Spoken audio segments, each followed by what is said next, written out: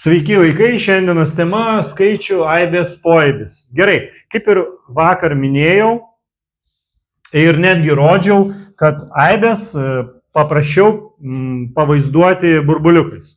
Kad tarkim aš turiu aibę A, kurioje yra tarkim 1, 8 ir šaknis iš 2 skaičiai, kaip pavyzdys. Kad būtų aišku, kad ten gali būti bet kas iš vis. Ir turiu tarkim aibę B, kurioje yra tarkim 3 ir ten tuščioji aibė, kaip pavyzdys. Tiesiog aš iš galvos rašau. Tai gerai, paprašiau parodyti taip. Tai vat, kas yra aibės poaibės, kai mes vienoje aibėje, tarkim aibėje C, turim kitą aibę D. Tai vat, šita aibė D yra mano aibės C poaibis. Tai yra visi elementai, kurie yra aibėje D, jie yra taip pat ir aibėje C šiuo atveju. Ne? Aš vakar rodžiau, dabar bijau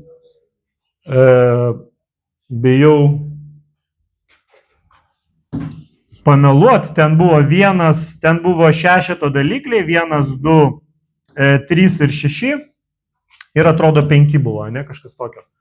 Tai va, tai reiškia mano aibė C ir aibė D ir aš galiu pasakyti, kad mano aibė C sudaro 5 ir aibė D. Sutinkat, ne?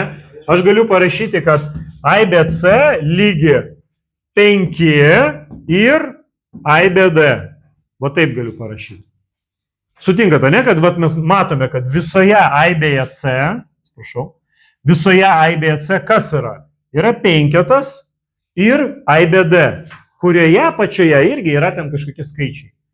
Tai vat, kai mes turime vieną aibę kitoje, arba pasikartojančius tos pačius skaičius, tos aibės kitoje, mes galime parašyti, kad aibė D yra, toks ženklas yra.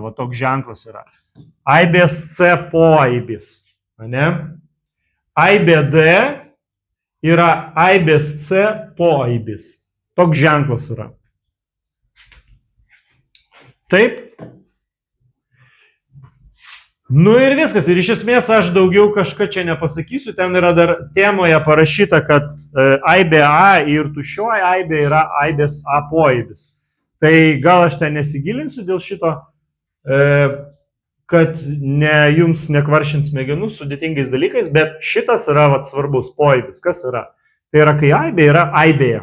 Vat mes turime vėl ant to pačio stendo, tos numeriukus ir matome, kad viena aibė natūraliųjų skaičių yra kitoje aibėje, kur yra sveikųjų skaičių, ne? Matome, po to yra racionaliųjų skaičių ir realiųjų skaičių aibė. Ne? Aš galėčiau netgi dabar galbūt net pavaizduoti čia. Tai mes turim natūraliųjų skaičių aibę, ne? Toliau eina sveikųjų skaičių, atrodo Z, ne, raidė? Sveikųjų. Z raidė, ne? Taip, natūraliųjų, sveikųjų, tada eina racionaliųjų, atrodo R raidė, jeigu neklystu, ne?